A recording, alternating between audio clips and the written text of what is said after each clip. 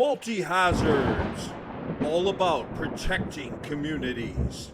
This ain't no one-way ticket. Welcome to the thicket of brainwaves and epiphanies, grown men crying and matriarchs winning. Join this fight to protect your kin, your knaves, strong and weak, especially the vulnerable. Multi-hazards in the house. I ain't here to give you a run-around bull. Join us, friends, sign up to battle. Climate change, human rage, all the sheep and all the cattle. Playing games while nature flames, floods and blows with all the cracks and hacks and terror foes. We're here to win. Hello, this is the Multi-Hazards Podcast, where we take a deep dive into issues in emergency management, climate change adaptation, security, etc. And the overall goal here is protection, protecting communities. So welcome, Vin Nelson here, and today I'm so happy to introduce a special guest all the way from San Jose, California, right beside San Francisco and Silicon Valley, and it is Sarah Chang. Now, Sarah Chang, she is a recent graduate of San Jose State University, majoring in global studies and also specializing in human rights. Despite her young age, she has a lot of experience at work, research, podcasting, and traveling. In the summer of 2019, Sarah traveled to Greece and Italy on a study abroad program, participating in international field reporting on the refugee crisis in Europe. Using creative nonfiction to retell the stories of the violations of human rights in those regions, as well as making the connection to the immigration crisis in the United States of America, she published many episodes of her podcast called A Student's Guide to the Refugee Crisis. From the tender age of 15, she spent almost 6 months in Kazakhstan, Central Asia, to explore her personal identity and place in the world. She has traveled to South Korea numerous times in her life to connect the dots of her heritage to where she stands today. In 2014, she spent some time in Ecuador with Children International to witness what their charity was really doing for kids living in poverty. Later that year, she decided to go back to community college and give academia her all. In 2016, she began her time at San Jose State University, focusing on global studies with a minor in human rights, which she fully intends on using. So her website is www.journey2refuge.weebly site, and Weebly is WEEBLY site, SITE.com. So, dear listeners, it's my habit here on every Multi-Hazards podcast to say a territorial acknowledgement. And this is out of deep respect in my heart for First Nations people here in Canada and locally where I live in the suburbs of Vancouver, British Columbia, Canada. So I'm taking the text from Kwantlen Polytechnic University, or KPU. Here we go. We work, study, and live in a region south of the Fraser River, which overlaps with the unceded traditional and ancestral lands of the Kwantlen, Musqueam, Katzie, Semiahmoo, Tsawwassen, Kikite, and Quiquetlam peoples. These are the names of various First Nations groups around me here in Greater Vancouver on the west coast of Canada. Now, without further ado, let's get to the interview. So welcome everybody to Multi-Hazards, the podcast about, does everybody remember what it's about? Climate change adaptation, security, emergency management, and the list goes on. Today, I'm very privileged to have Sarah Chang, and she's down the west coast of North America. I'm up here in Vancouver, Canada, and she's in, I think, is it San Francisco, Sarah? Yes, San Jose, actually, which is an hour south. Even more famous. Wow, Silicon Valley is right beside you, right? Yes. Silicon Valley. You can see all the silicon from your house, right? It's on the horizon every sunset. So I'm just wondering, Sarah, Canadians, like I'm in British Columbia and we're really spoiled, really privileged, but it seems we have this Dr. Bonnie Henry and the British Columbia government. It seems they've done an okay job about the coronavirus pandemic. And I do believe in California, you've got some leaders there who have done a lot, but just the country as a whole right now is going through some hard times with the first wave not really abating. It's just, it's getting worse. And I don't know why I do it, but before I go to sleep every night, I go onto YouTube and I kind of put in the keywords world news and then just say today, get it today. And then I kind of watch a bunch of videos that make me not sleep. But it's just like, and it's funny, in the morning is like, I don't want any news. I just want good news. But yeah, I was watching some of the videos and I was just like, oh, I'm glad I'm not in Texas or some of these other states. So I'm just wondering, where are you at with this pandemic? Yeah. Well, I'm sure that you've heard that the U.S. pulled out of the World Health Organization, which was a big blow because we already don't have universal health care. So, it's kind of like the whole issue with climate change in the beginning, how people thought that climate change was a myth in America. And it's the same with this pandemic. There are people who walk around without their masks on, and social media is just lighting up all these so-called Karens going around who refuse to wear their masks in establishments and grocery stores and restaurants, who think that this pandemic is a myth. And with growing numbers, we're just seeing how political divide can cause, not just, division within our country, but also it's detrimental to our health, and our global health. So it's a huge crisis right now, I would say. Right. And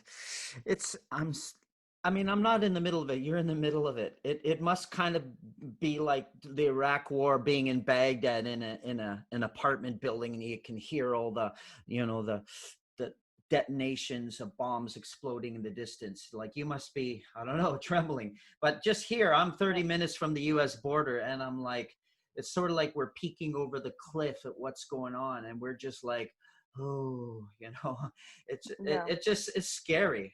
So Yeah. and it's a lot of the most vulnerable people without health insurance, a lot of minorities, and of course the seniors in the long-term care homes. And they've become the, what do we call it? Collateral damage of this, right? While people at the top are fighting, oh, this doesn't exist. It just, I don't know. It just seems to be a perfect storm of just tough times, everything converging. So in the midst of this, there must be some hope, right? You're still here.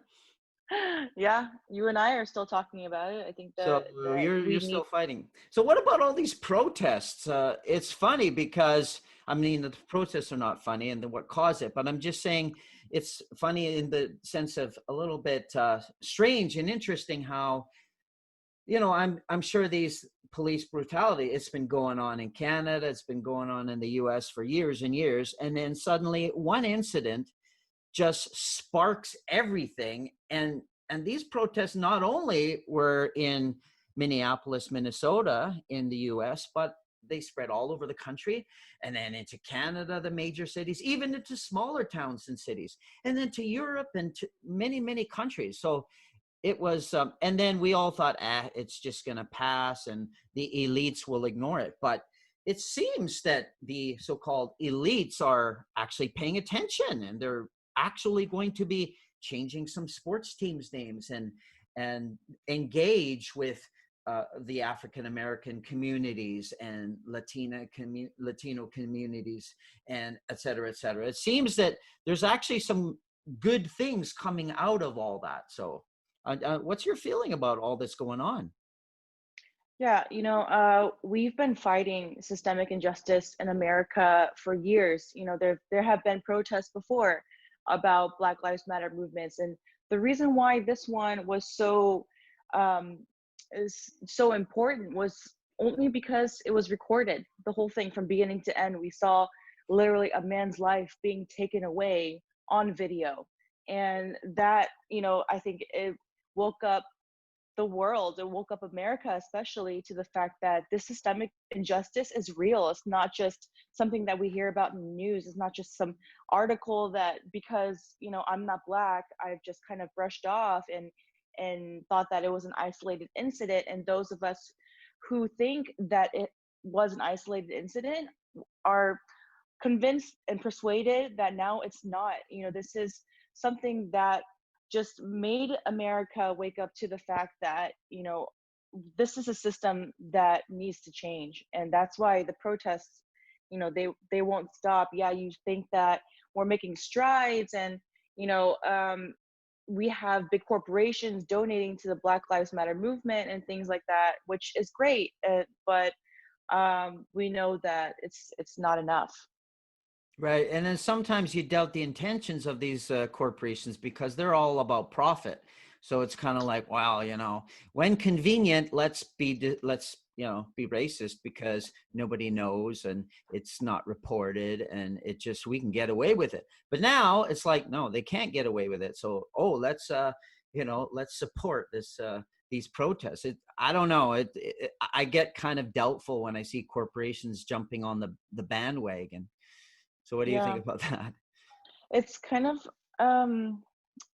hard to determine what corporate interests are, because you have advertising and marketing running our world. So it's kind of like, do you individually try to gauge if these corporations are really just trying to appease the masses and get more sales and more purchases and more people, not giving them hate comments, because we've seen a lot of that going around lately, people losing their jobs over a tweet, over a Facebook post. So I think that corporations have to be careful of what they put out and what they do not put out, because now this whole notion of silence is violence, I think makes corporations more or less want to think that maybe we should have a black box on our home pages. Maybe we should, make a statement, and, for whatever reason, we applaud that, and we think that, yeah, we need your support, but at the same time, we have to kind of take it with a grain of salt. Right. And I just want to let our audience know there's a tradition in Canada of America bashing, and we do it with a smug smile, and we're like, look at those Americans, looks what's happening in the US, as if we're better. But I'll tell you a secret. And I went to university, and it was in the communications, like the media department. And we had some like draft dodgers from the Vietnam War come up to Simon Fraser University where I was. And oh my gosh, they were so anti-US government and anti-US. And so I got that vibe for like, honestly, 20 years. But I started reading about Canadian history and how the British came over and the French came over from Europe and basically massacred First Nations people over multiple decades. Of course, in the beginning, they were kind of friendly because they needed to have an inroad. But later, it was just like a lot of even genocide, right? Giving diseased blankets to First Nations, and it had smallpox, and then there was an epidemic among them, and 80% die. And there's a lot of hard Canadian history, which doesn't get reported a lot. Right. And after I studied all that, and then I also studied what went on in California and different parts of the US, and I thought to myself, you know what? This is racism 101, whether it's British imperialist in Canada, or basically US is also British imperialist, but they just early on, they were like, hey, we're not following UK anymore. So it's basically the same offspring doing the same rogue activities. So I stopped looking down at America and thinking, wow, we're better, because we're just the same. And also, the US is full of great people who are just like wanting change and have people who have great values yourselves. And I think you're one of them, Sarah. So I just need our international listeners to think, stop looking down on America and start looking in the mirror, because we're all human.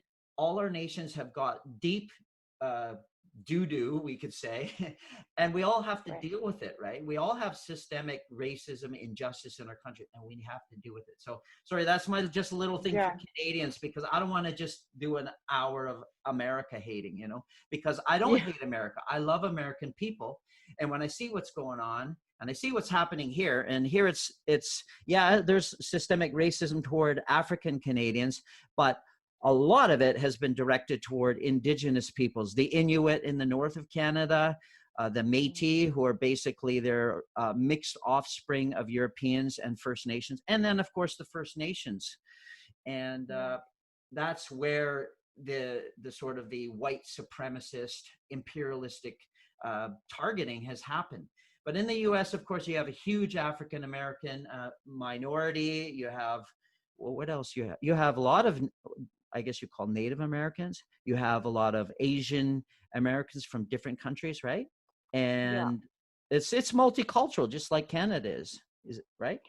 Yeah, I mean, but when you talk about multicultural societies, we used to think that we were isolated and alone in that, but we know that nowadays, especially with the refugee crisis happening all around the world, that's really not what our countries look like anymore. I mean, we have, as much as you want to, hate on America, we do too. Like we hate on our own country because of all the injustice that we see going on. But it's not singular to our country either. It's after the BLM movement, we're talking about corporations profiting from having that slogan and that statement on their website. We have to also think about how this BLM movement is affecting the world. Like, for example, in Hong Kong on July 1st, they just passed a bill where did you hear about this? Yes.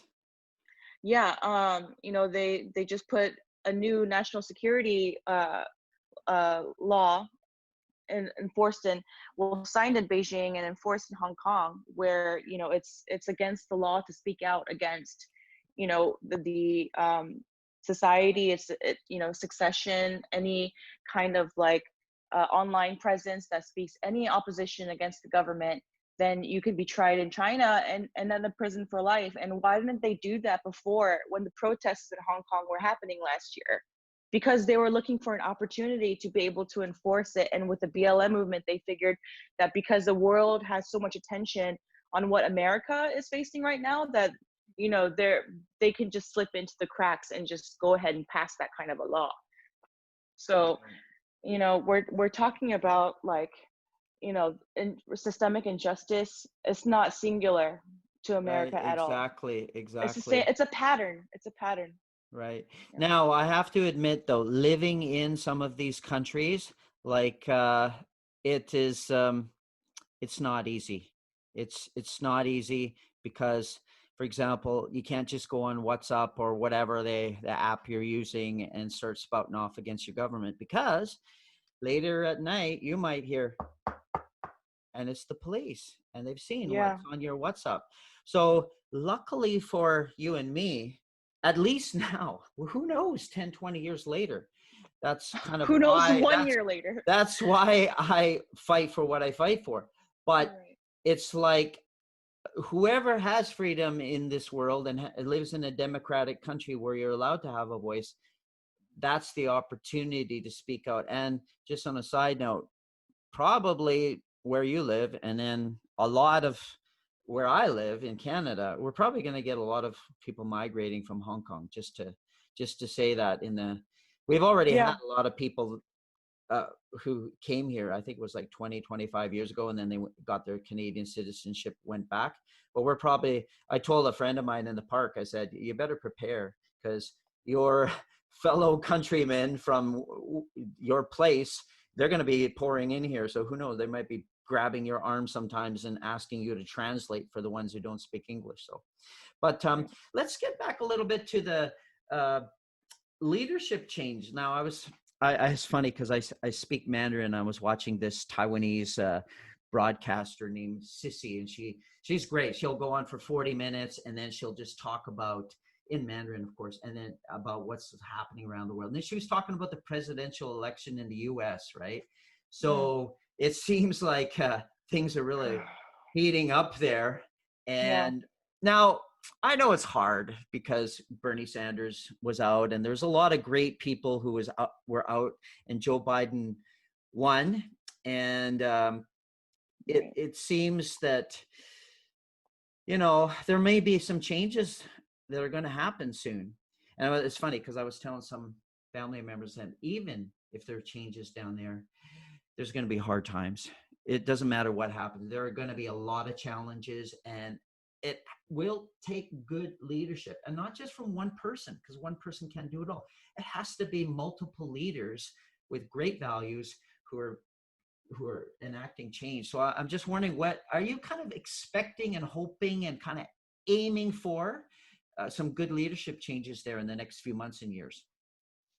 Well, this is an interesting question because, when Obama was president, he really opened the door and opportunity for minorities and especially Black people to be able to rise in the ranks. And, and we thought that this was the end to racial injustice. We thought that, we kind of solved something that we had been struggling with and traumatized by and we're still healing from 400 years of oppression of Black people. And, when his presidency was over, I think that especially with Trump's campaign, Let's Make America Great Again, I think that it really brought to light and brought to surface all the white supremacists who are hiding in their bunkers, so to speak, and were more encouraged by Trump and his election to speak up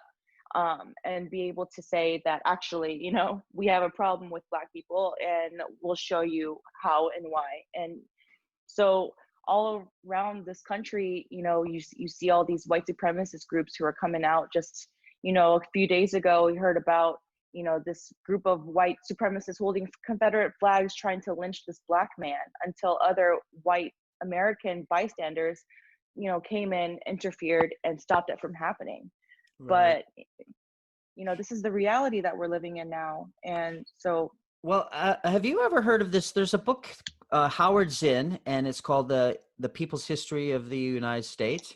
Yeah, I own that book. Right. And I was looking in my closet for it the other day, but there's just a chapter, and I remember it just burned into my mind. And it was just that, you see a lot of these videos of racist, I like to call them Euro-Americans. I hate to just label people by their skin color. It sounds like you're going to the paint store and trying to find a, color for paint your bathroom wall or something. But say Euro-Americans, and a lot of the people in the videos, they look either drunk, they look really high, sometimes you can see them with red eyes, or maybe they're sleep deprived, and they just look shabbily dressed. It looks kind of like it's like the lower economic scale people. And so Howard Zinn, he said that the people at the bottom, it doesn't matter if they're like of African origin or like European origin, they often have way more in common because they're poor, they're struggling to pay their rent or buy new clothes or pay for the food on the table. There's so many struggles. They often live in some of the same places even, and it's the divide and conquer that comes from top down that's trying to get the poorer Euro-Americans to pit against the poorer African Americans when they should be joining together, right? I remember there was this movie, and there was this Euro-American guy, or you can call it white guy, in the 50s or 60s, and then he fell in love with an African American woman, and they just had to battle, and they were in the South, I think, in the US, and they just had to battle and battle and battle to just be recognized. And it was a hard thing, but I don't know, sorry, I just felt really emotional because it seemed to me that love conquered all, and they didn't care that each other was a different color. There was like genuine love, and they identified with each other, and they made a family. And so I just think there's way more in common, and whoever's getting into this white supremacist stuff, they're buying into this elite top-down garbage that's basically divide and conquer, let's pit each other, when actually everybody's in the same boat. We're suffering economically, right? We need to be shoulder to shoulder working together. So sorry, that's just my little rant, but it's just like it breaks my heart. I think there can be more people being allies. That's what we need to aim at. So I think you're doing a lot of that. And just going back, dovetailing on what we were talking about before with the leadership, it's that's not a new concept either. There are white supremacist leaders and nationalist leaders that are rising up all around the world. You got Brexit in UK and Italy. Sorry, I had to hit pause because my AirPods died. Are you there? Yeah, I'm here. Oh, let's pause for a second. Okay. Okay, can you hear me now? Sure. Okay. So you were talking about basically the buzzword, I guess, is populist, which is typically right wing or conservative, libertarian, et cetera, et cetera. Yeah, I think it's just like you have in all these other countries, there's the left and the right. The political parties on the right who are your nationalists, who think that their cultural identity is being threatened, who are worried about the physical threat of new people coming in. Does this sound familiar? I mean, we have the same thing happening right now with deporting immigrants from the US to Mexico. I mean, even Obama deported 80,000 immigrants a year during his presidential race. And it's just, all around the world, you just see people of color that are struggling because another race believes that they are superior in every way to another race. So that's the problem that we have that we're facing with globally. It's not just a singular US problem. And that's what we have to go back to. I remember I met a lot of people from Kosovo, and they're white. Their skin is white. And then the Serbs, their skin is white too. But the Kosovo people were basically the bottom, and the Albanians, and a lot of them were nominally Muslim too, so a different religion. That also, and they were just kind of under the thumb for years. So I know you just said people of color, but I think it's not just a color thing. There's always historic, like ethnic differences. There could be religious differences. There could be power differences, etc. So, and you're of South Korean. I hate to put North and South, but politically that's the way it is right now. But you're of Korean origin, is that right? Yes. Okay. So now, do you identify with kind of Asian American, like when you meet a Taiwanese American or a Vietnamese American? Do you kind of have a little bit more kinship than with everybody else, or especially if you grew up there? No, I am born in the United States, so I was born here. I think it's just kind of like a duality. It's kind of like kind of dancing along that line of being Asian and American. I consider myself as an American Asian, though, because I grew up with American values in my school system. My social groups, my community groups, and at home. I was raised in my Korean cultural background. Okay. So, I learned English in grade school. I grew up speaking Korean, and it's just kind of like the duality of those two cultural values that I've kind of assimilated into the way that I think today. And I think that a lot of other Asian Americans can attest to that too, that it's a constant, battle between what cultural values you've been taught or what's in your bloodline, in your ancestry, and also what you hold on to for yourself, for your self identification. And so, I definitely see myself as an American first and Asian second, but I have made trips to my motherland, kind of like my Mecca, to Korea all throughout my childhood, because my mom and dad wanted to make sure that I don't forget my roots. And so I spent my summers in Korea. So I think that I had the rare opportunity to experience both types of lifestyles and come up with my own doctrine I guess you can say, of life and how I live my life and how I see the world. Right. Now, where do you see yourself kind of vis-a-vis the sort of white European dominant culture in the US? Is that kind of a weird question? No, it's not. I think that it's, of course it's wrong. Here's the thing though, after this whole George Floyd protests, I'm having these really difficult and hard conversations with people, my family, my friend groups, who people who I never knew thought the way that they thought.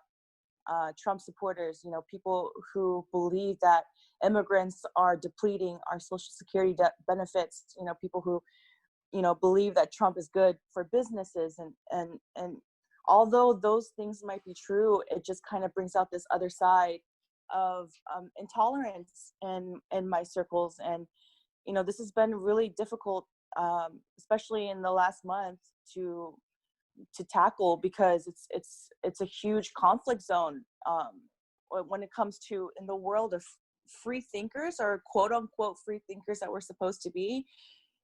It's ending up dividing us and making us, or at least me, distinguish like who are my true allies and who are my true friends, and on the opposite side, like who are the people that I thought that I knew, but I realized I don't know at all, so. Right.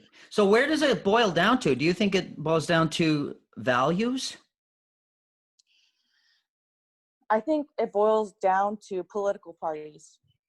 Like, people want to say that they're not racist because they're, Republicans, but they call the BLM movement, they call us domestic terrorists.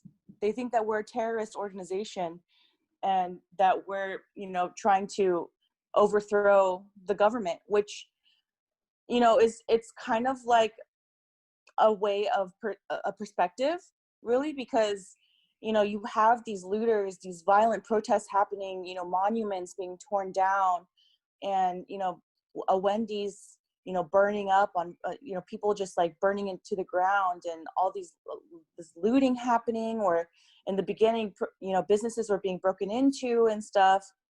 And at the end of the day, there is a division between the different categories of what a peaceful protester and activist truly is, versus the violent protesters and looters who we don't associate ourselves with. Right. But Now, do you think has it been infiltrated by some white supremacist groups, or could it just be a bunch of people who are social activists, but they're high or something? They're drunk? Like, what is I this? don't think that's it at all. There's some buzz around that groups like Antifa are going in just to try to cause more chaos, to distract us from what the government is really trying to do. And I think that it has a lot more to do with how they want to run the world when it comes to our global economy and capitalism. But these little issues like, people looting and vandalism and all these like violent things, like, we as a people, we are trying to disassociate ourselves with the notion that we are not the violent protesters. We are not those people. We are out there peaceful protesting on the street. I have content all over my Instagram, as do so many of my activist friends, who go out there holding signs, passing out water bottles, passing out masks, passing out free COVID testing kits, helping each other. There was a protest that I went to on the 4th of July where the speakers were like, everybody put your arms out and make sure that your arms length distance from the person next to you, stay safe while you're out here. People just helping each other. We're just preaching a message with our words, because we know that our voice is the most powerful weapon that we have, not, these violent looting and all this other stuff Mm-hmm. that you see that's Now, illegal. some of the videos are fake. I had a friend on a WhatsApp group who's actually of African origin from the Caribbean, what people call it. And so it was a bunch of people breaking in and looting a Costco. So I listened carefully in the video, and they're all speaking Spanish. And I said, wait a minute. I don't think this is the US, unless there's a Colombian American, like a bunch of uh, African Colombians who moved to the US, and then they went to loot a Costco. But my guess is that video is maybe from not even the US. It's from somewhere else. And who knows, it could be from 5 years ago. But what they do is they'll just take a video regardless of context and just start sending it around, and people are like, oh, these are the Black Lives Matters protesters, look at, they're looting a Costco. And just for Right. international listeners, the Costco is kind of this big warehousey kind of store where you buy a bunch of discount food. But so and so I told my friend, this is anti-Black BS, take it off your, don't send it around to anybody. So Right. I think that, you have to know for sure that these videos or wherever they are, that you got to know the source. And you have to know, even if it's a police brutality one, you got to know, like, where is this from? Is this from 10 years ago, or is this like yesterday? So Yeah. people got to be way more careful. And social media doesn't really, I don't know. I got to do an episode on social media, because I think that social media and this Mark Zuckerberg and who else, all these few dudes who are running these companies, I think they're basically doing a lot of damage to society. As much as we love social media, as much as we love the internet and using it, I think there's a lot of harm being done, and it's not being acknowledged. So anyways, that's another tangent. So I don't agree with that. I think that social media has been a tool for people like in the George Floyd video who are using social media as a platform to make their voices heard, because the news doesn't report, what is actually happening out there. They're not reporting the truth. Social media has been a platform that I've been using to really see and engage, like, what is going on out there in those streets with activists, peaceful protesters, mind you, that I spoke of before, who are recording police brutality, who are, from beginning to end, from having the peace, in the middle of the streets, to how it got started, as, the police are firing rubber bullets straight into crowds when they're not supposed to direct it and at people directly. It's supposed to be indirect, and yet people get shot like directly in the eye. You got that one person, I forgot what city they were in, but a rubber bullet hit him in the head, and he died of an aneurysm. wow. So, just to, conclude with this thought, there is something that's been going around in the beginning of the protest when the riots were going crazy, and that anarchist groups were using a riot is the language of the unheard.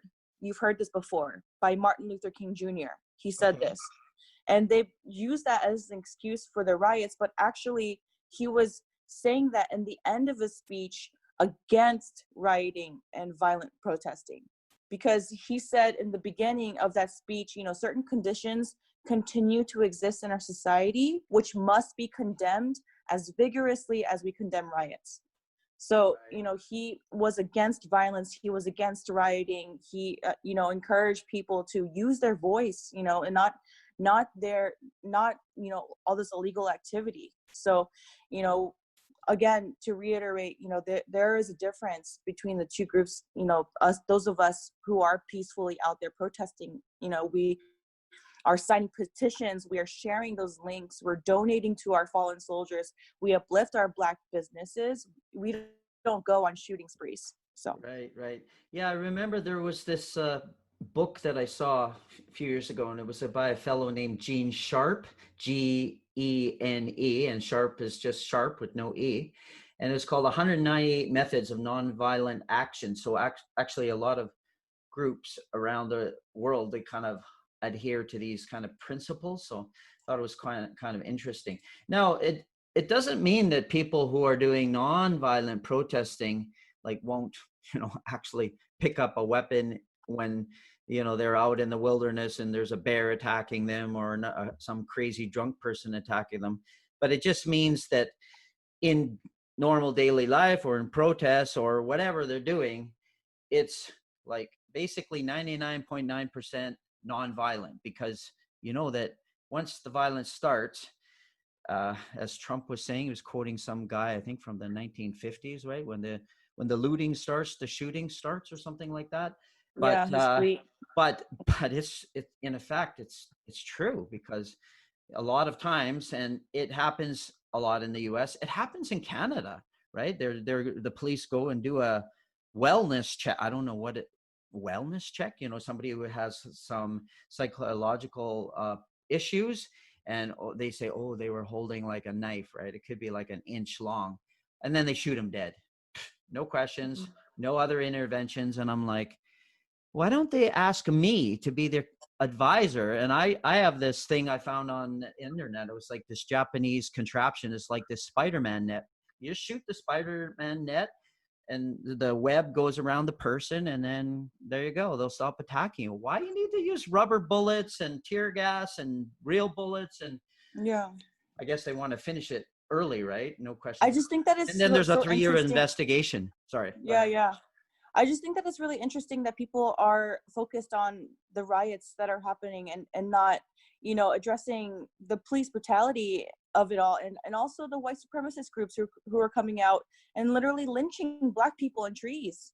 We're not talking about that enough.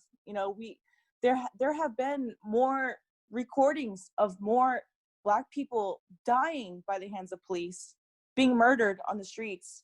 Like, this needs to be talked about. We need to, address these concerns. Now, are Asian Americans, are they getting like the brunt of it? I saw in San Francisco there was actually some new sort of citizen-led patrols, because some people are coming and like beating up an old Chinese man late at night on the street, or they're like kind of breaking the windows of some shops there in Chinatown in San Francisco. So they have a citizens kind of units that go patrolling for safety. And I was thinking, this is getting really crazy, when people look at an Asian American and say, oh, you started the coronavirus, I'm gonna blame all of you, even though you come from 20 different countries of Asia, and it has nothing to do with China government, right?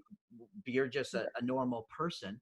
But it's really this kind of reactive, let's blame somebody kind of deal, right?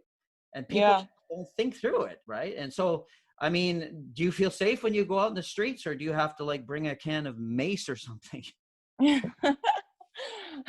It's definitely a different climate out there. I mean, I've traveled the world and talked to people, and people ask me like, aren't you scared of going back to America where people are allowed to own guns? Like, especially in Korea, they're like, we're terrified of going to America because we're afraid that if we just go to America, we're gonna be shot, at any point. Right. And that's how people think, about America. And it's kind of like, well, why aren't I as traumatized or as horrified or terrified as I should be? Because we've been so desensitized to trauma since it's basically we're having trauma for breakfast every morning. Right.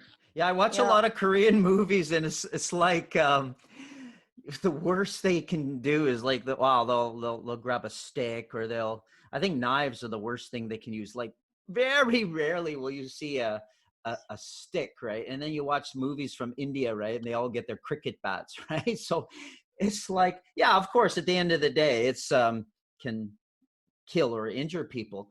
But bullets, there's just, if somebody's a good aim, you're gone. You better say your prayers, because, that bullet's going to get you. You're not going to be like running and then the bullets are kind of missing you and hitting the back every time. That's only in the movies and TV shows. In real life, those things are going like 1,000,000 miles per second, right? And you're a goner. So you're eating trauma for breakfast. Wow. That's an interesting way to say it. Can we just go to something else now? What about this whole generational thing? Because now I'm Gen X, which is basically, I think the baby boomers are 1945 1965 to 1964, and I'm like 3 years off, and I'm a Gen Xer. So we were sort of eating the table scraps of the boomers. I think some of the Gen Xers got in on the boomer feast, but some of us didn't. And now there's like millennials and I don't know, generation X, Y, Z. And you over there, you say Z, right? You laugh at us saying Z. But now is there, and a lot of these boomers, it's funny because they had great jobs for 40 years. They get medical benefits, they get vacations. They've like got the cabin or a cottage they go to on the weekends. And they've traveled to like Hawaii and Mexico and Europe and Caribbean cruises up to Alaska. And now they're like saying, you know, we want to have the people we like in power. We want our values reflected in the leadership of this country or this state or this municipality. And we don't want the young people to get involved. Of course, we don't want like minorities getting involved. Like, is there a little bit kind of resentment with the boomers right now? Right? Like, hey, boomer. Like, is there kind of a feeling that, hey, can you boomers just please get out of the way for a minute? And, you know, you're going to be gone in say 20, 30 years, but we're going to be like here till like what, 2080 at least, right? I would just say that, you know, I have never seen my generation especially be so involved in politics and the news circuit as much as we are now. I think that for a long time, I saw my generation as, you know, the most apathetic generation, you know, in history. And now you're seeing the most apathetic generation become the most passionate people on the planet. Okay. We're seeing that, especially with boomers ruling, I think that's a big reason, you know, not to say that it's like the reason, but I think that there were a lot more boomers who voted in this last circuit, and we're seeing more young people get a lot more involved in politics. So, okay. you know, now are the young you know, people like actually going to vote when it comes to voting day or whatever, pre-voting? Are they actually going to do it? I mean, if they're old enough? I can give you an example of in New York, you know, Alexandria Ocasio-Cortez. Yeah, AOC. Yeah, she. I think that I saw the Netflix the documentary. She's awesome. She's amazing, right? I think that she went the right route. She went on social media. She like did the grassroots organizing. She went door to door. She's passionate about people, universal health, you know, Medicare for all. And those are the type of politicians that we're seeing in San Francisco. At the protest that I went to, I saw another politician who's running. His name is Shahid. Let me get his last name. His name is Shahid. I don't know if you've heard of him. Shahid Buttar. No, sorry, this first time. Yeah. He's also a Democratic, but he's a Democratic socialist. So I think that like it's really unclear. I think that we're not going to be able to know, especially with this climate, until election day, to be honest, and just to see on that day who really ends up showing up. I hope people actually show it. Now, can I just insert a little thing here about this whole thing about like socialism? Because I had an interview with this sustainability expert named Brad Zarnett from Toronto, Canada, and we were just talking about communism. And I actually did neo-Marxist studies in my communication degree. This is like in the late 80s.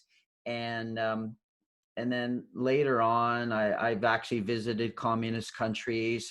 And I'll just say, I'm not a fan, right? I've read Marx, I've read the neo-Marxists. And yeah, there's a lot of critique about social injustice and the classes. But at the end of the day, it seems to me that when a communist country party gets in power, it's the same thing as capitalism. It's like you got a group at the top who enjoy all the benefits and the blessings and the great things, and everybody else is basically a neo-slave to them, right? And everything flows to the top, just like in the capitalist system. And then it's like, well, they say, oh, well, socialists are the same. Well, I mean, look at Norway, look at well, I don't know about Iceland. I need to read up more on Iceland, but Finland, look at Sweden, look at many countries. And it's like, are they communist? Well, no, actually they're kind of, they don't like communists over there. Right. But it's just this friend, Brad Zarnett, was saying that it's just hard for people to imagine anything beyond the paradigm that we have, this capitalist system, right? If you challenge it, it's kind of like, you know, cutting people's toes off, right? They get so angry. But Right. it's like, can we not just, right, not have Jeff Bezos become a trillionaire, and then everybody else is like, we can't pay for our Wi-Fi, we can't pay for our heating bills, we can't pay our rent. Like, does there need to be more trillionaires and billionaires? Like, can we not like all have a piece of the pie and survive without becoming like 1984 George Orwell or Mad Max or Hunger Games or another one of these post-apocalyptic movies? So, yeah. Sorry, your turn. And when it comes to politics, you know, I just think that like all these left, right, you know, party ideals is not really helping us right now. I mean, No. It's and has it ever? I mean, it kind of feels like two gangs, a red gang and a blue gang, are always like warring against each other in this country, and it's causing more division than unity. And I don't know if that's really what we need right now. No. I like, my theme is called protecting communities, right? And well, this is one thing too, Sarah. It's like, I've been with other cultures since the 80s, right? Since I was like grade 11. And I noticed one thing that's really bad about the US and Canada and many of the Western cultures is that we're so individualistic. It's like me. You look on LinkedIn, right? And it's like, wow, I got this certificate, you know, look at I got promoted. And I'm kind of like, you know, it's funny, in Chinese and Mandarin, they say 吹牛. It's kind of like blowing your horn. It's like, and it's like, you know, if we're all going to survive as a species with all the other animal species and this planet, it's not going to be like working one person by one person. It has to be group effort and helping each other. Yeah. Right. It's like, and that's why I love Asian culture. I've been immersed in Asian cultures. And, you know, of course, if you go to the extreme with group thought, it becomes like, communism, fascism, authoritarianism, right? But there's a very healthy view about like we instead of me, right? So I wonder if you could speak to that. I think it's just a cultural value. You know, we are taught to respect our elders, as we have been for centuries. So this idea of, you know, solidarity has always been, it's kind of like part of our DNA. But I don't know if we have that kind of culture here in America, because our culture is stolen from all the other cultures. So I think it's a little more easier to just make up your own in America, really, as long as it puts you on top of people of color. That's we have to keep coming back and circulating to that. Right. So I don't know. It's kind of like a tricky and complicated answer, I think. Right. But, you know, like my own journey, I've told you before that, since the 80s, I've basically been with people from different countries. And, you know, I never kind of looked at myself as, the privileged white guy. What am I trying to get from everybody? I don't know. I just kind of like blended in, right? And I'm Norwegian. I'll come up like, my grandparents are from Norway, and it's only on my dad's side, right? And then my mom's side, what is it? Her dad was basically, his parents were from Scotland, UK, and then another grandfather was from Denmark. And anyways, a little bit of British blood, but I kind of identify as Norwegian just because it's like the majority blood. And I'm kind of like, you know, if you know who you are and you know your sort of culture, I don't look at myself as a white guy. I don't see any like commonality between somebody from Italy or Spain just because our skin color is similar, right? There's people from Lebanon with the same skin color, right? Does the skin color have to make me? But if I know who I am, and then I see, you know, a First Nations person who's Musqueam here in Vancouver, right? They appreciate their culture. I appreciate my culture. I have this friend who's an emergency manager here, and he just came 3 years ago from the United Kingdom, but he's really into his Wales culture, like Welsh. And he said because he identifies with that culture, he can kind of relate it to First Nations here. It kind of gives them a commonality. And I think if you know who you are and you know your values, then yeah, I can get together with somebody from Congo or get somebody who's like African American, or because we share similar values. We look beyond the skin color, religion, ethnicity, and birthplace, right? So, yeah. Anyways. Yeah. So yeah. Seriously, values are invisible. They are, but they dwell in our minds, our hearts, and you know, they come out in your actions. So now you're really into climate migrants. This is how I got to know about you. It's just that, what's it called? A Student's Guide to the Refugee Crisis. And was this like a couple years ago that you put this out, Sarah? Last summer, 2019. Oh, 2019. Anyways, I listened to the whole series and I thought you did a great job editing and getting everything there. And it sounds like you were just in the midst of a major epiphany. It was just like, boom, the lights were coming on in your heart and mind. And I was just wondering if you could tell us, how did you get into this whole climate migrant and refugee issue?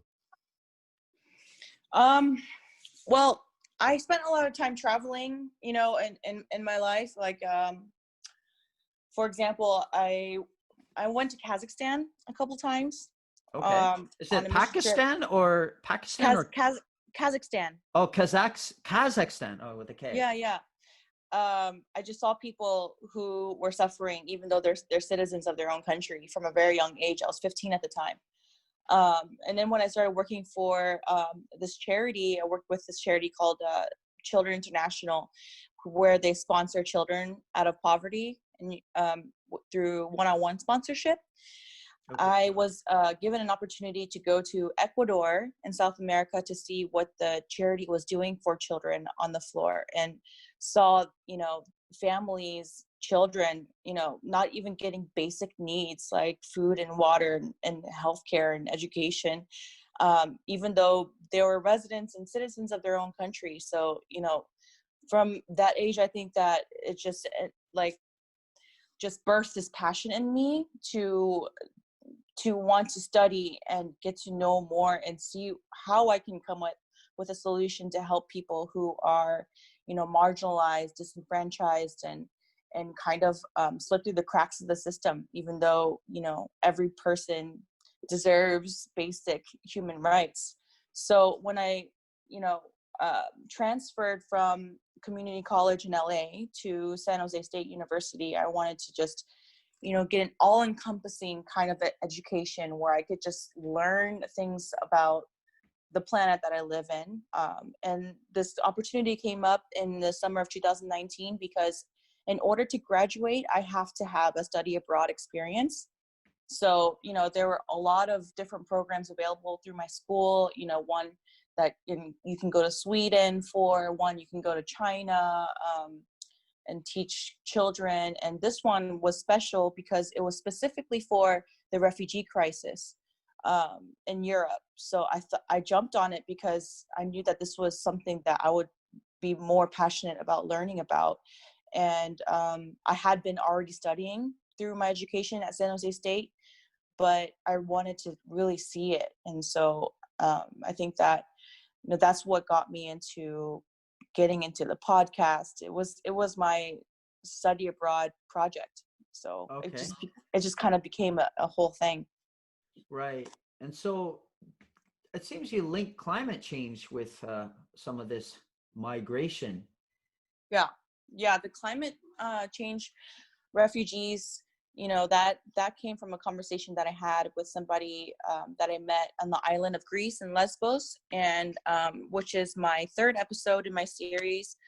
And we just it's talked about how, you know, people don't talk about climate change refugees, but in Europe, the classification of refugees is two tiers. One is asylum seekers, and the other one is economic migrants. So they basically try to trick you into claiming yourself as an economic migrant, meaning you just came to Europe to find a better opportunity, find a better job, you know, the same reasons why people move to America or some other, you know, well-established country from a developing country, versus an asylum seeker who is someone who's escaping persecution, war, climate change, those kind of things. And the only difference between them is how they present themselves when they get to Europe.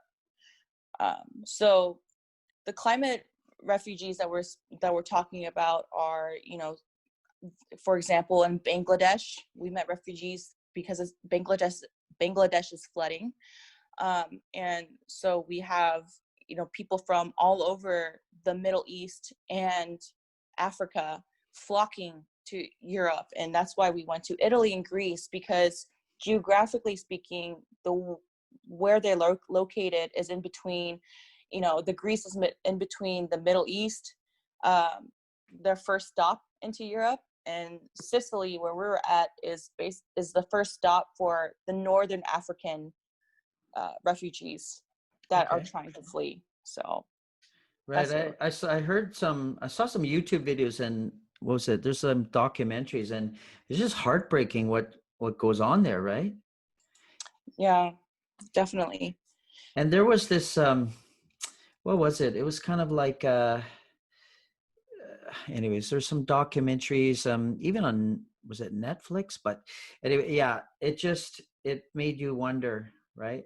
There was this, sorry, I was going to say there was this push, right, of what was it, led by Syrian refugees, because the war there was so bad. What was that, 5 years ago? And then it was just like a bunch of other nations, even as far as Afghanistan, they were just flooding into Germany and Hungary and all these countries, right? And I heard that I have some relatives in Germany, and they're kind of like, I don't know, I think they're kind of a little conservative, but they're like, oh, we're mad at our leader, Angela Merkel?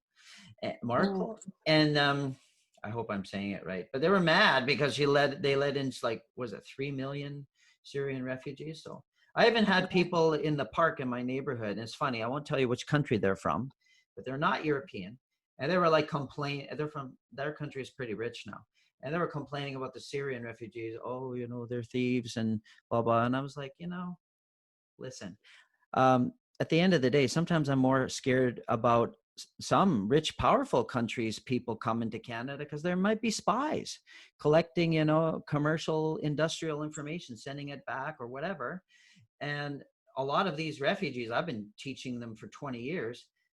They're just trying to get by. They're just trying to live, right? And they're thankful that Canada let them in. So just give them a break and let them learn their English and get the jobs and raise their families, and just stop, you know, complaining. So, yeah. It's kind of crazy because, you know, Europe has been receiving refugees and immigrants, you know, all this time for years and years and decades, and it never had a problem with it. But this influx of, you know, migrants and refugees coming into Europe, especially from Africa, caused the EU to, you know, border up a borderless European Union. And so now, like, you have to wonder, like, why did that start? You know, why is that continuing to be a thing? Because if people are coming into your country and they're doing their due diligence to integrate into society, to have their paperwork processed, they're proven to not be criminals, you know, then they should be able to have the naturalization process that is natural to any person migrating into a new territory. But, you know, this is not what's happening in Europe. You know, you have refugee camps that are literally putting people of color into camps because the countries don't want those people living in their cities. That's and the same thing happened in the US after the attack of Pearl Harbor. You know, we have the federal government stooping in, especially in San Francisco out here, with all these Japanese citizens, American Japanese citizens who were taken overnight and taken to internment camps in the middle of our country. So, people are really threatened by other people of color, I think, and it's kind of like, no, actually, I was born here in America. I was raised here, and that's just the racist system that's becoming more universally accepted and more socially acceptable. And in Europe, you have neo-Nazi parties that are waving their swastika flags and literally are becoming more and more socially acceptable in Europe. So this is the world that we're living in, and it's kind of crazy to be out there and actually see it. So Yeah, exactly. Let me tell you, it happened in Vancouver too. We had a lot of Japanese. We even had a Japantown right beside the Chinatown, and then there was a place where near the airport is called Richmond, and a lot of Japanese people were basically in the fishing industry. It's huge. And then their boats, their houses, their cars, their land, it was all taken from them. They're rounded up and put into this place called the P&E, the Pacific National Exhibition. It's kind of like a fairground. And then there were trains, just took them up to the mountain areas. And it's funny because I went with my father, I think it was like a couple decades ago. We went for some, travel, and we went to this place, and we couldn't get a hotel. And then we were asking, what's up? Like, who are all these people? It was a baseball tournament. And I was like, baseball? In the middle of nowhere? And they were like, oh, yeah, well, we had a lot of Japanese people still living in these little towns, and they loved baseball for some reason. So they had a huge baseball tournament in this area. So I was just surprised. Even some of the Japanese people, they're staying in those mountain areas, didn't come back to Vancouver. So, yeah, it's, but, honestly, like as a European Canadian, I'm really ashamed of anything that's white supremacist. But when I was referring to that podcast interview with Brad Zarnett the other day, and one thing I told him is that I have a theory that's behind this, and it's not skin color, it's resources and land. These are two things. Because, for example, in the Americas, it was the Spanish, the Portuguese, the British, the French. They wanted gold. They wanted land. They wanted timber for ships. They wanted all these things, and they want to all flow to Europe. And it was basically business. That's the sort of the embryonic stage of capitalism and this whole global trade system. But they wanted everything to flow to them, right? So now Europe has just developed, you could say, beautifully, like from an industrial point of view, not really an environmental or ethnic justice point of view, but they've become rich, right? And so is Canada and the US. And when people in Africa, they have bad governments or they have climate change happening, where are they going to run to? It's these Western countries, right? And sometimes I wonder about Russia. You look at that map and you're like, why don't they take all these refugees, right?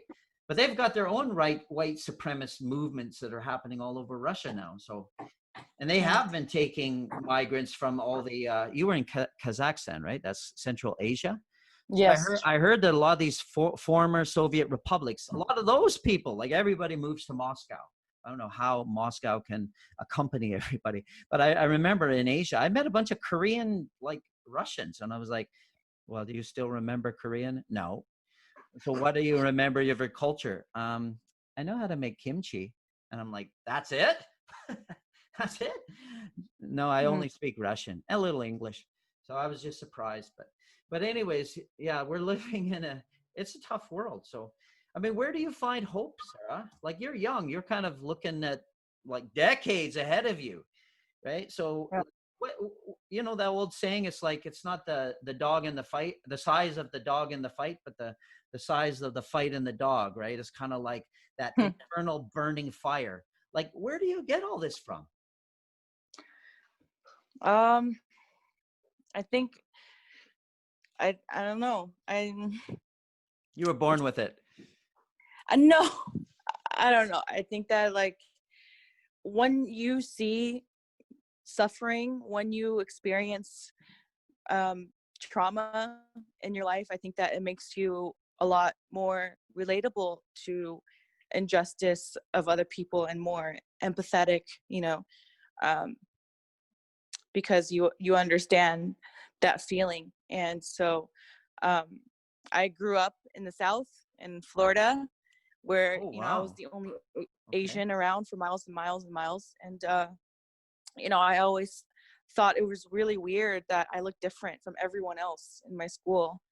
um you know People call me Chinese, and that my lunch smelled all the time, and that my face was as flat as a pancake. These are comments that I heard Oh my daily. goodness.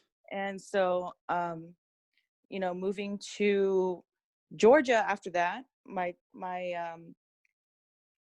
yeah, it was kind of like that racism, it just followed me everywhere. Oh And my goodness. you would think that, like, being in California, it's the land of the free, it's people who accept each other, and to a degree that is true.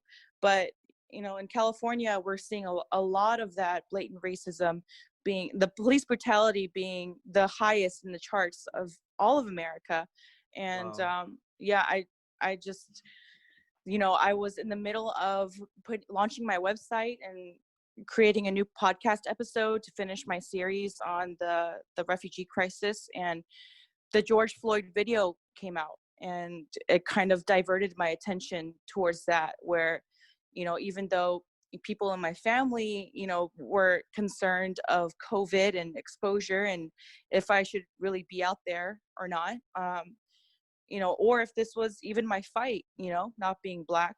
um and then on the other side, I knew that if I see my brother or sister being attacked and literally murdered on the street, there's no way that I'm just going to sit at home and not do anything about it. And so I felt that it was my duty as an American, someone who wants to believe in our democracy and our freedom and our rights, that we still have a chance to turn around, and that we still have a chance to speak out for our freedom of speech or freedom of assembly, even if other forces and other people say otherwise. So um yeah, I think that it's our duty as citizens of the world, as global citizens, to help each other.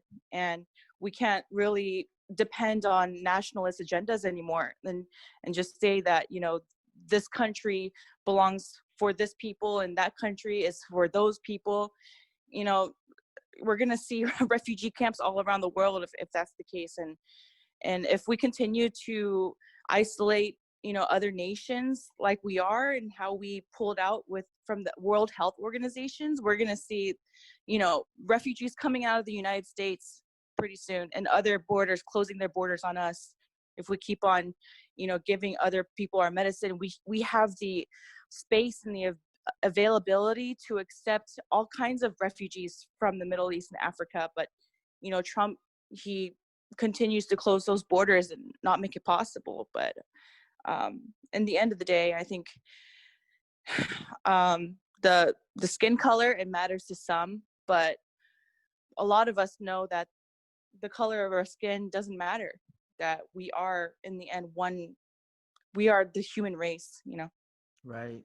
Exactly. Now you did your major in global studies and a minor in what is it? Human rights. Yeah. So you've basically studied this a lot for the last few years. So what's your next step? My next step, amidst the protests, I've been going to the protests. I've been to the one in Hollywood and downtown. I've been advocating for peace. I've been having these difficult conversations that I think that we all need to have. And amidst like COVID being out there and people being scared of being on the street with our shelter in place orders, that we can't go outside, it was difficult to find a job because I graduated in June, and I had plans to move to New York and apply for nonprofits out there, maybe get a job, and then try to hustle my way into the United Nations. Maybe that was kind of my plan. But with COVID happening and New York being, one of the peak numbers of the exposure, I kind of had to thwart my plans into something that could be more of an online presence, because it seems like our world is becoming more and more digital, especially with COVID. So I want to use this kind of a platform like podcasting to try to amplify the Black voices, the minority voices that have been hiding and or haven't been listened to as much as they should. So it's kind of like similar to what you're doing, right? You reached out to me and you asked for a conversation, which I think is how grassroots happens. One day I hope to open my own nonprofit organization that caters to refugees, immigrants, internally displaced people, people that just fall through the cracks of the system, to try to gain independence and freedom for themselves. I would love to go towards that path. So Right. Now, I talked to you on the phone before, so you already kind of know this, but I like the way you're thinking, because when I was young, I had all these idealistic goals and dreams, but it's like I couldn't really find work in what I wanted. So I was forced to do a lot of jobs just to pay the bills, right? So what's that Maslow's hierarchy of needs thing? I was kind of like floating on the bottom. I just couldn't get up to the next level. And then a lot of years pass, a lot of kind of regrets in my heart. And then at this point of life, it was actually 2 years ago, I decided, I'm scared about climate change. I'm scared about my family, my friends. I'm scared about the people in Bangladesh or other countries, because I have friends there, right? I contact them. And so I want to be involved in this whole thing about climate change and protecting communities. So I decided to go back to university, and I took 5 semesters and studied my doofus off, as they say, and just get her done. And then, wow, I'm kind of in your positions. I'm like, I looked for jobs and they're like, do you have 5-10 years experience? No. So I'm trying to figure that out and get some of the skills that they need in emergency management. So this is sort of my angle in getting in, but it's, at the end of the day, it's all the same thing. It's like you're trying to protect communities. You're trying to protect people, value people, right, over yourself. So yeah, it is like, even though I'm not 21 anymore, it's just like I feel like I'm 21. I'm looking at the next, say, 20-30 years, if I don't get COVID or get Alzheimer's. But I'm just looking down the pike and saying, this is it. Yeah, I might not be young and good looking. I have gray hairs, wrinkles, but whatever, I still got 30 plus years ahead of me, and this is what I want to do, to protect communities. So that's sort of the way I look at it. So do you have I know it's a weird question, but do you have advice for other people who are in your shoes, or who are looking to do this kind of stuff, say, as a career? Advice. I would say keep having conversations with people who are outside of your community groups, outside of your comfort levels, outside of your circle of influences. I think that the mantra that we need to hold on to is to uplift one another, and just like you said, uplift our community. So I think that, like, the way that we affect real change is to have the hard and difficult conversations with those in our circles and our community groups who are on the opposite side of us politically, with this, climate in the world right now.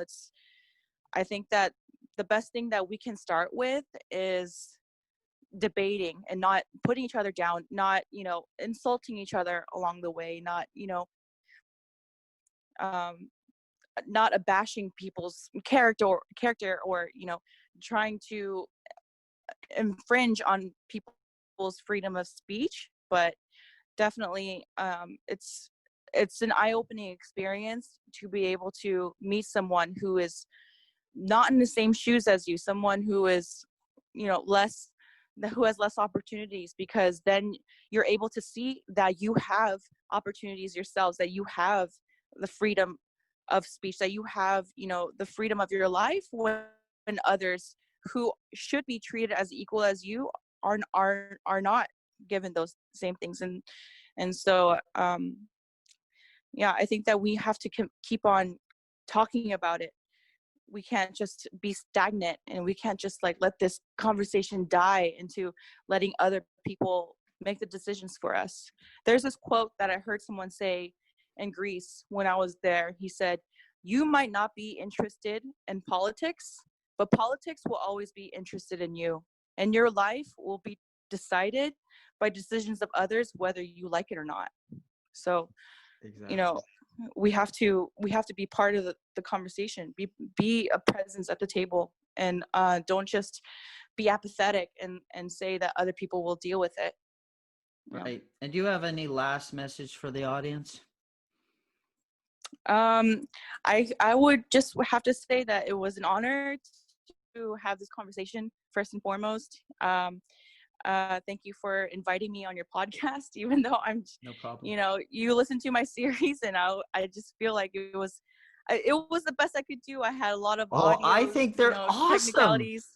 I think they're so good. I think way better than mine. So way better.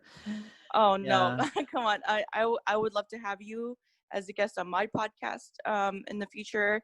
You know, I think that we just need to stay networked. We have to stay connected, and we have to increase and grow our network, you know, and keep reaching out to people who have something to say but are silenced. And there's a lot of that going on. So, you know, silence is violence, in my opinion. I think that, you know, if you have something to say, you should say it. We should debate. We should talk, you know, but don't be the one who's going to tell your grandkids like, oh yeah, the George Floyd protest, I was there, but you know, I was sitting on my couch at home watching it from the news, when you could be out there and seeing it for yourself and really affect change just by being a physical presence in the crowd. So Right. Yeah. Well, I gotta admit, I have family members wouldn't let me go. They're too scared about COVID. But I right. did, and then I did have another family member who kind of told me later, "Oh, I went by accident because my friend's condo is like right beside where the protest was." So I was like, "Oh, good for you." No, I totally get that. And to that concern, I would have to say, like, yeah, there are pressures from people who live with their grandparents who are more susceptible to exposure, people with infants, people with families, and we totally get that. You know, you have to protect your family, you know, protect their health. You know, you don't have to just be somebody at the protest waving a sign. You can you know, impact change just where you're sitting. Right. You know, Well, social media platforms. They can go online and join an organization and start volunteering. This is why I said social media is so important, you know. Not just that, but they can write their own, you know, email draft templates to Congress to help us fight justice for Breonna Taylor, for Ahmaud Arbery, for, you know, all these people that have been killed in the hands of police, just with your internet, with your keyboard, you know, with your thumbs. Like, you know, we need every thumb finger out there to help us, you know, spread awareness. Right. And as they say, all hands on deck, right? All hands on deck. Yeah. So, well, thank you so much, Sarah. It's just kind of weird because I'm like totally different generation to you, totally different ethnicity, totally different country and government. But I don't know. I just kind of feel this connection. I think that I truly believe that people, if you share the same values, that there's power there. It's kind of, I don't know. I'm not talking from a mystical, metaphysical way, but there is power. And there is power there. People need to like kind of support one another because these are hard times. This is no joke, right? Thinking that, you know, your neighbor could get COVID-19 and then they're gone, right? That's how I got into all of this 2 years ago. My neighbor had cancer and then it seemed he got better, visited in the hospital with my family, and then phoned his wife, and then she said, "Oh, he died last night, just after you visited. He died." Wow. And and it wasn't COVID-19. It was like the sort of a resurgence in cancer, but it just freaked me out. And I said to myself, I, if I don't make the most of every day, I'm wasting my day. Right. Yeah. I'll watch movies sometimes for just to relax my brain. But it's like, you got to make the most of every day, because we don't know Right. that we're going to be here in 2021, right? As individuals. So we just got to just get her done, they say. Yeah, definitely. Get her done. Okay. Well, just stay on the line, Sarah. After this all finished, I just want to say a couple comments, but I want to thank you for being a part of Multi Hazards today. And I know we're kind of running kind of long, but remember Joe Rogan, he goes like 3 hours. Yes, Joe Rogan. Love Okay. Joe I don't know. Rogan. I think they all lose their voices. They probably have to have 3 days of rest after they do those podcasts. That's like, my goodness. Yeah. But anyways, yeah, we're taking a deep dive here, and deep dives are not 30 seconds.